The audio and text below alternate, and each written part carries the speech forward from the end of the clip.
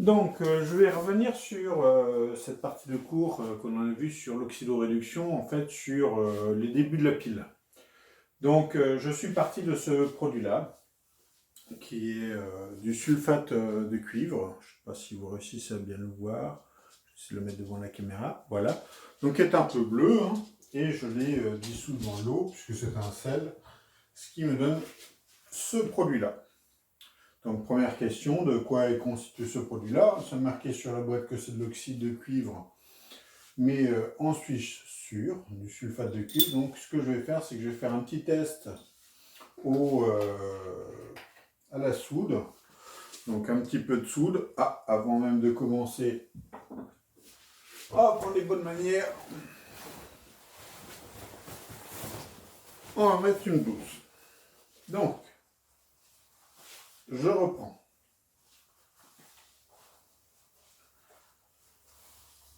Un petit peu de soude. Voilà, j'en mets pas beaucoup, hein. Qu'on appelle aussi hydroxyde de sodium, ça c'est son nom savant.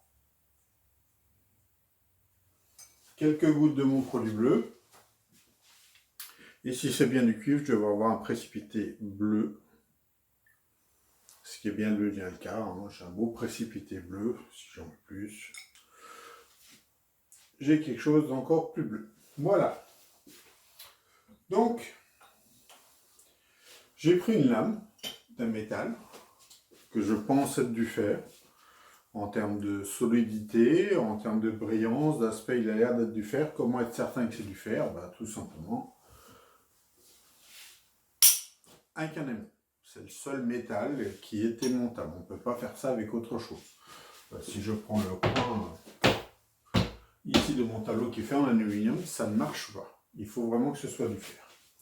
Donc, là, j'ai la garantie que c'est du fer. Alors, qu'est-ce que j'ai fait sur cette expérience-là? J'ai plongé les deux l'un dans l'autre et j'ai fait un hyperlapse pour que vous puissiez voir ce qui va se passer. Donc là, vous allez pouvoir regarder l'hyperlapse. Il dure une bonne minute, hein, mais je sors le produit à la fin pour que vous puissiez voir. Ce que je vous demande de regarder, c'est bien la coloration de la partie métallique, voir comment elle évolue, et puis aussi voir le liquide, comment il évolue.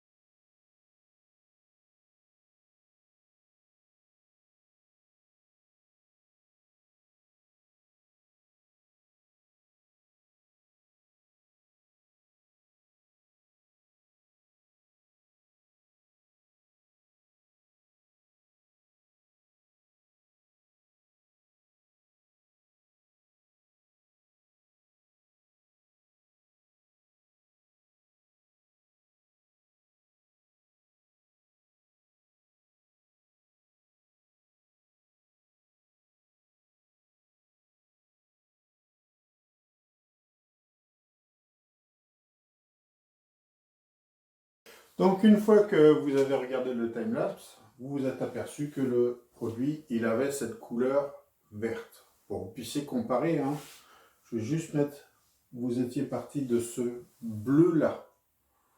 Donc vous voyez que les deux sont vraiment totalement différents. Je vais continuer à parler et puis on regardera la partie métallique, voir un petit peu comment elle évolue pour que vous puissiez bien situer les choses. Mais je me posais la question de qu'est-ce que c'est que ce produit qui est devenu verdâtre et qui est plus tout bleu. Donc même test à la soude. Donc quelques gouttes de soude, pas grand chose, hein, il n'y a pas besoin de mettre beaucoup. Vraiment pas mis beaucoup pour vous. Ça peut être intéressant, donc un produit incolore. Et ce coup-ci, je prends du produit qui n'est pas bleu, mais qui est mon produit vert. Je le mets dedans. et mon précipité est vert foncé. En fait, il tire vers le fer. Donc vous voyez qu'on a changé de couleur. Hein, l'origine, si vous voulez comparer les deux, on était comme ceci. Donc vous voyez, on n'est plus du tout sur la même gamme de couleurs. Le produit a changé. Et en fait, là, je viens de montrer la présence d'oxyde de fer dit Fe2. Donc, si on prend, nous avions du fer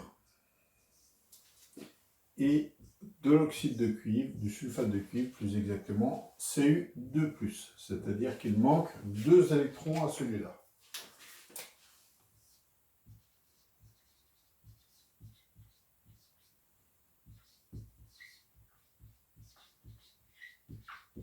Essayez de trouver autre chose pour écrire parce que ça n'écrit pas terrible.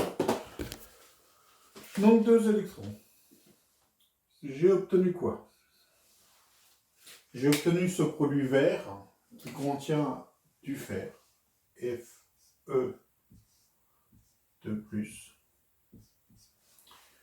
Et fort logiquement, on aurait tendance à dire que le cuivre qui est là, le sulfate de cuivre est devenu du cuivre. Or, je n'ai aucun dépôt de cuivre là-dedans. J'ai rien qui ressemble du cuivre. Mais si je regarde ma plaque métallique que j'ai posée dedans, alors j'espère que vous allez bien voir, ça fait pas longtemps qu'on a commencé, mais vous voyez qu'elle est couverte de cuivre. Donc le cuivre, c'est bien déposé à cet endroit-là. Si je passe mon doigt, c'est vraiment un dépôt minimum. Hein. C'est d'ailleurs comme ça que vous avez des bijoux qui sont plaqués argent. On fait ce genre de technique. C'est-à-dire qu'on ne met pas tout le bijou en argent, mais juste le pourtour. C'est une solution pour gagner de l'argent. On peut le faire avec beaucoup d'autres choses. Quand vous avez des couverts en inox, ce n'est pas tout le couvert qui est en inox. Généralement, il est plaqué inox.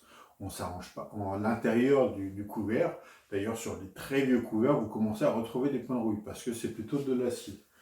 Donc, si on regarde un peu plus près, il s'est passé 2 choses. Le fer a perdu 2 électrons.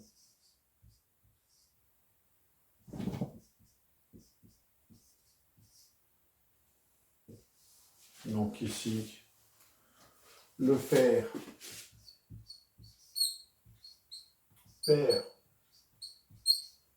2 électrons.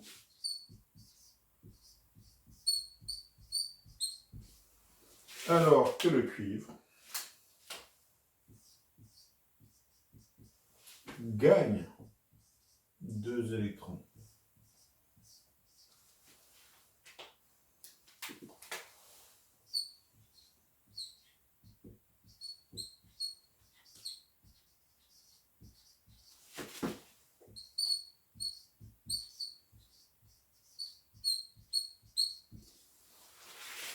Ça, c'est ce qu'on appelle une oxydation.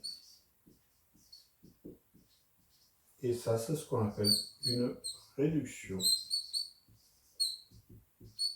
Pour ceux qui auront l'occasion de refaire un peu de physique-chimie dans les années qui viennent, ce seront les mots que vous aurez souvent l'habitude de voir. C'est donc une oxydo-réduction.